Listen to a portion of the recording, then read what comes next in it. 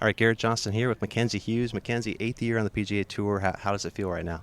Yeah, it kind of feels like it's gone by really quick. I won my rookie year, and that seems like a long time ago. But also at the same time, it's hard to believe I'm here in year eight. So very thankful to have had the time I've had so far, and hopeful that we'll have many more years to come on the PGA Tour. For sure. And I think about practice schedules, and you've got three kids now. How does your Mm. practice schedule priorities change now with the three kids? Yeah, it looks a lot different. When I first got on tour, it was pretty much go to the course and spend 7, 8, 9 hours sometimes at the course. And but with my wife at work, I was really, I had the day to myself. I had, my time was very flexible. And now with three kids, school pickups and drop offs and activities, that's changed a lot. So now my priorities and my schedule needs to be a lot tighter and more efficient. But yeah, it's a great problem to have. I've got three beautiful kids that I love dearly, and yeah, it's been great. What's your favorite thing to do with the three kids? I know they're all different personalities, but what types of things are fun? The other day, I mean, just taking a long walk, finding playgrounds, going exploring, talking with them. It's just neat to see them, develop and evolve as they get older.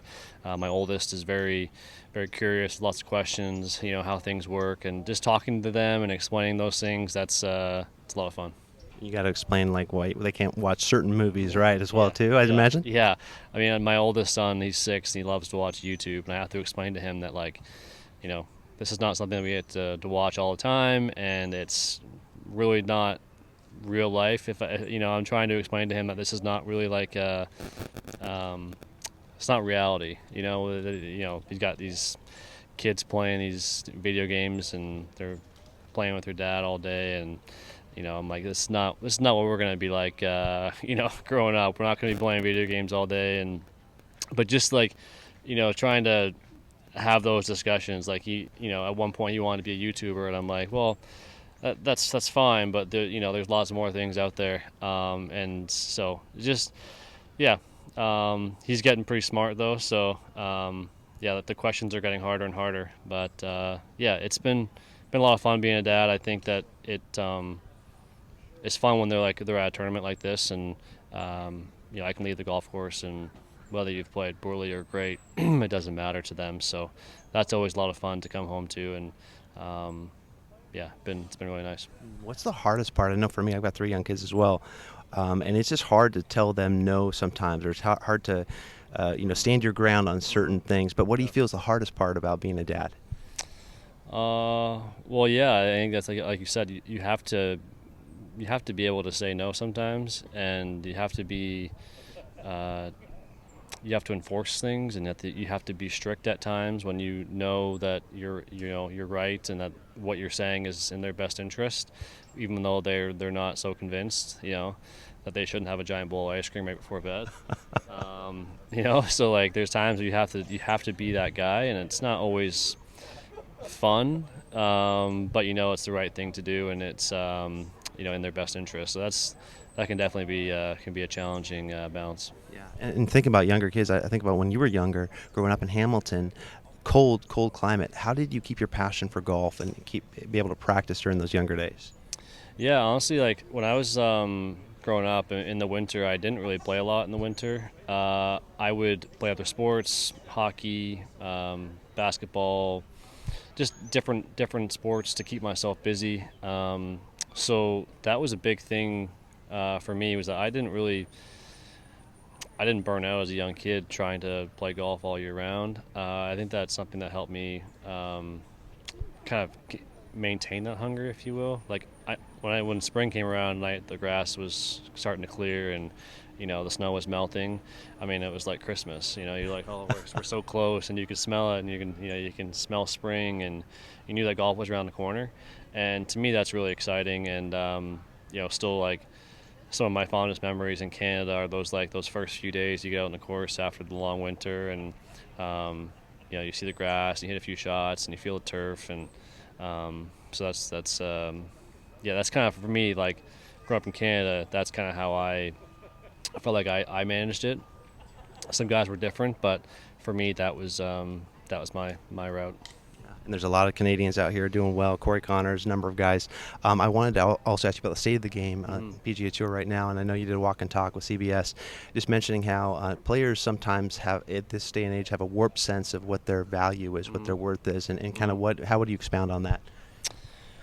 Well, I think my biggest the point I was really trying to make on that walk and talk was that um, it seems to become like the money has become like the the main focal point of professional golf, and I'm not going to sit here and say that money is important. I want to have I want to be able to buy food for my family.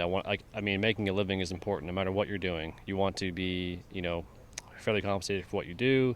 So I'm not here to denounce that money is not important, but it is just that it's become the entire focus. It's like it's consumed the sports. It's become all that it seems that we're focused on. So I think for me, it's just that I don't play for those reasons. It's an added bonus that my first real love and passion as a sport became my career, but that's not my why. And I think that it would be really nice if, for the fans, we weren't necessarily slamming that down, their throats.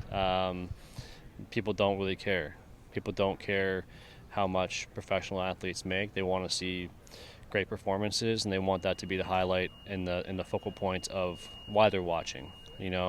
And this battle between LIV and PGA Tour, I mean, it's doing way more harm than good. So I know that people would say competition is good, but for the game of golf, I don't think that this is a good competition.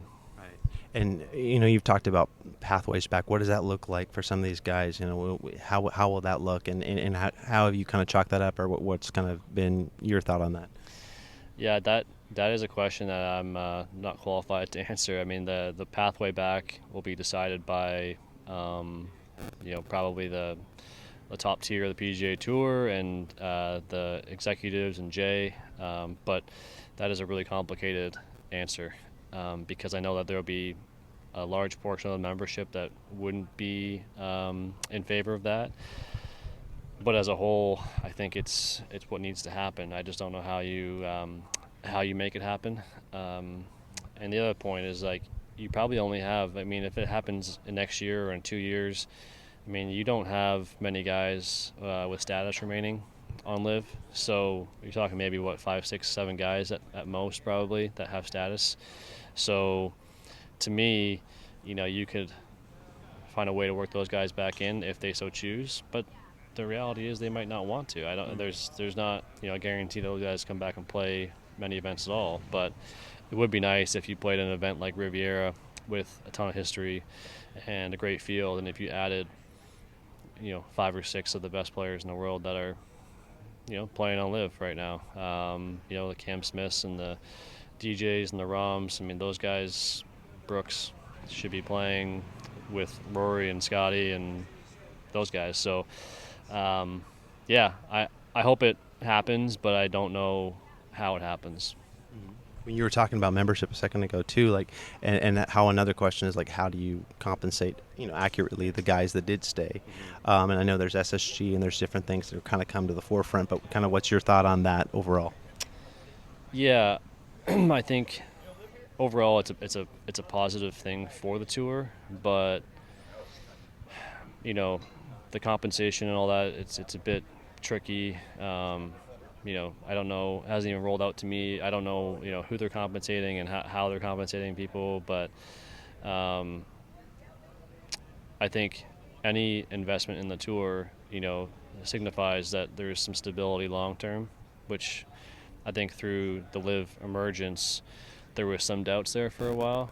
You just wondered, can we sustain with this threat? And it appears as though we can. But what that looks like long term, I don't know. What this sports group comes in and does or tries to do, I don't know.